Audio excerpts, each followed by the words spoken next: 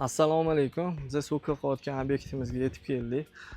So'kil ishlarimiz mana ketyapti. Bu obyektimizga tushilganiga общий 25 kuncha bo'lyapti. Bu yoqqa ham.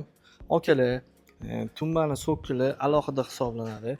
Joyga qarab $50, $100gacha chiqadi. Misol uchun bu joyimizni $50dan qilib berganmiz. $50, ano $50, ano $50. Shunda $150ga bitgan.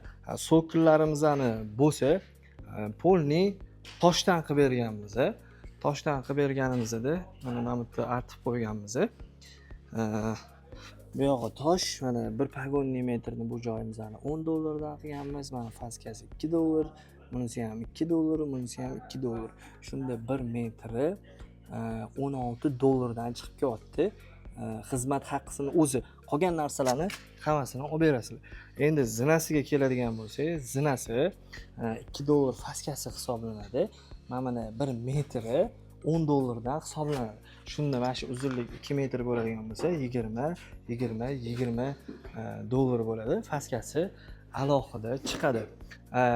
Letniy kuxnalarimizni polniy obshipkasini qilib beradigan bo'lsak, obshipkasi $1000dan boshlanadi. Misol uchun bu joyimizni $1500ga qilib berganmiz. Sababi bu yoqda partuq qismini qilib beryapmiz.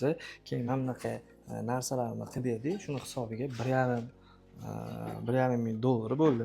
Bu yerda $1500 ichida faskasi ham, boshqa narsasi ham hammasi kirib ketadi. Agar sizlarga shunaqa xizmatlar kerak bo'lsa, bizga bemalol aloqaga chiqinglar.